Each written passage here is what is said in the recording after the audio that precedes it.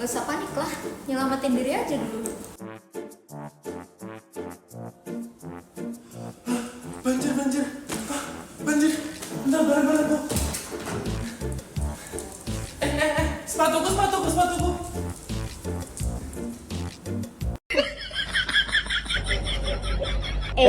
Pengen tahu kenapa banjir bisa terjadi? Dan gimana cara pencegahannya? Ayo ikuti perjalanan Manda Dan Benny dalam petualangan Banjiro. Banjir adalah peristiwa meluapnya air yang menggenangi daratan yang biasanya kering akibat curah hujan tinggi, lelehan salju, atau ketidakmampuan tanah dan saluran air untuk menyerap atau mengalirkan air dengan cepat. Banjir dapat terjadi secara tiba-tiba maupun bertahap dan menyebabkan kerugian fisik, sosial, dan ekonomi. Di Indonesia sendiri, banjir merupakan salah satu bencana yang cukup sering terjadi. Indonesia merupakan salah satu negara dengan jumlah populasi terdampak banjir terbesar ke-6 di dunia dengan sekitar 640.000 orang terdampak setiap tahunnya. Menurut data Badan Nasional Penanggulangan Bencana atau BNPB, banjir adalah bencana yang paling sering terjadi di Indonesia dengan rata-rata 464 kejadian banjir setiap tahun. Banjir dapat disebabkan oleh faktor alam dan faktor non-alam. Faktor alam diantaranya 1. Curah hujan tinggi. Ketika curah hujan melebihi kapasitas tanah dan sungai untuk menyerap dan menampung air, maka air akan meluap ke daratan sekitarnya. 2. Erosi dan sedimentasi. Erosi tanah di daerah hulu sungai dapat menyebabkan pengendapan material di sungai. Sedimentasi ini mengurangi kapasitas sungai menampung air sehingga meningkatkan risiko banjir. 3. Keadaan topografi wilayah. Wilayah dengan topografi rendah atau cekungan mudah menjadi tempat berkumpulnya air hujan yang melimpah, sehingga rentan terjadi banjir. Untuk faktor non-alam diantaranya 1. Minimnya daerah resapan air. Minimnya daerah resapan air berarti berkurangnya area yang mampu menyerap air hujan ke dalam tanah.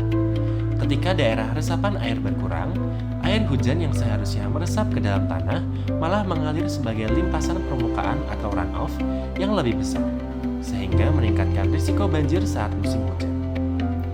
2. Membuang sampah sembarangan yang menyebabkan penyumbatan. Membuang sampah sembarangan, khususnya ke sungai dan saluran drainase, dapat menyumbat aliran air di sungai dan saluran drainase tersebut, sehingga air tidak dapat mengalir dengan lancar dan menyebabkan genangan serta banjir saat hujan deras. 3. Penebangan pohon secara berlebihan.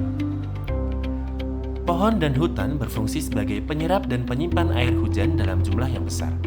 Saat pohon ditebang secara liar dan hutan menjadi gundul, kemampuan tanah dan hutan untuk menyerap air berkurang drastis. Akibatnya, air hujan yang seharusnya terserap justru mengalir deras ke permukaan dan menyebabkan luapan air atau banjir. Nah, apa aja sih dampak yang bisa ditimbulkan oleh banjir? Yang pertama, ada dampak kesehatan, di mana banyak penyakit infeksi akibat kontaminasi air dan lingkungan. Karena setelah banjir, genangan air kotor yang mengandung berbagai bakteri, virus, dan parasit dapat menyebabkan berbagai penyakit. Di antaranya, diare dan muntah yang disebabkan oleh bakteri E. coli, salmonella, dan parasit. Selanjutnya adalah demam tifoid akibat infeksi salmonella typhi yang juga terkait konsumsi makanan atau minuman yang tercemar. Yang selanjutnya ada leptospirosis atau demam banjir yang disebabkan oleh infeksi bakteri Leptospira yang masuk melalui luka atau selaput lendir saat kontak dengan air banjir. Selanjutnya adalah kolera, diare akut yang disebabkan oleh bakteri Vibrio cholerae dari makanan atau air yang tercemar.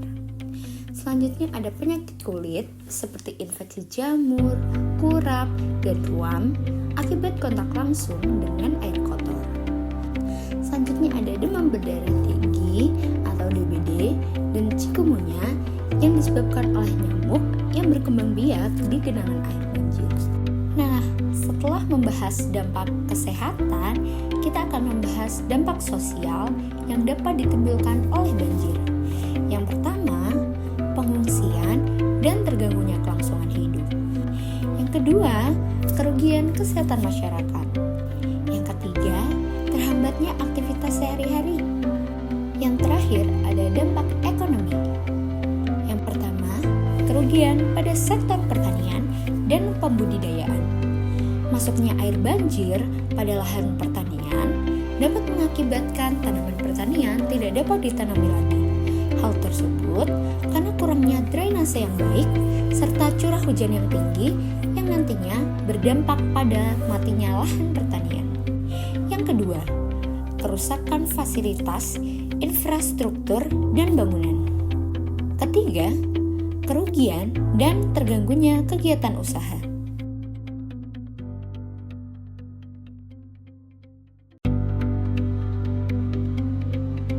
Mitigasi adalah serangkaian tindakan atau upaya yang dilakukan untuk mengurangi resiko dan dampak negatif dari suatu peristiwa, terutama bencana, agar kerugian yang ditimbulkan dapat diminimalkan. Mitigasi dapat dikategorikan menjadi mitigasi pra-bencana, mitigasi saat bencana, dan mitigasi pasca bencana. 1. Mitigasi pra-bencana atau sebelum banjir. Ada beberapa hal yang dapat dilakukan di mitigasi pra-bencana ini. 1. Menata daerah aliran sungai secara terpadu dan menjaga fungsi lahan, termasuk tidak membangun rumah di bantaran sungai. 2. Membersihkan saluran air dan selokan dari sampah untuk mencegah penyumbatan.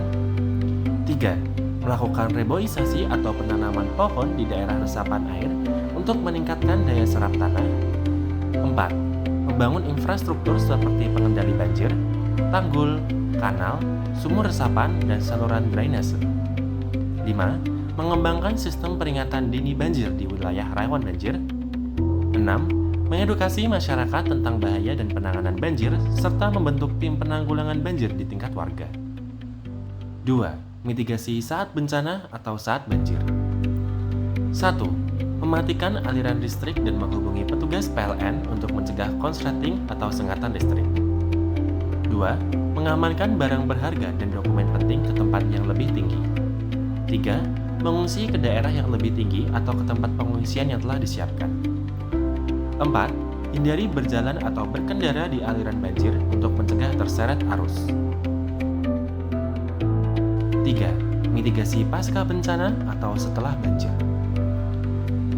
Ada beberapa hal yang dapat dilakukan dalam mitigasi pasca bencana ini, diantaranya 1. Membersihkan rumah dan lingkungan dari sisa air, lumpur, dan sampah, serta waspada terhadap hewan berbahaya yang terbawa banjir seperti ular atau tikus. 2. Menggunakan antiseptik dan air bersih untuk mencegah penyakit, khususnya diare. 3. Memperbaiki dan memulihkan infrastruktur yang rusak seperti jalan, jembatan, dan fasilitas umum. 4. Melakukan evaluasi dan pembelajaran untuk meningkatkan kesiapsiagaan menghadapi banjir berikutnya. Nah, sekarang udah tahu kan kenapa banjir bisa terjadi Apa aja dampaknya? dan juga upaya pencegahannya. Semoga setelah ini teman-teman nggak panik lagi ya kalau ada banjir.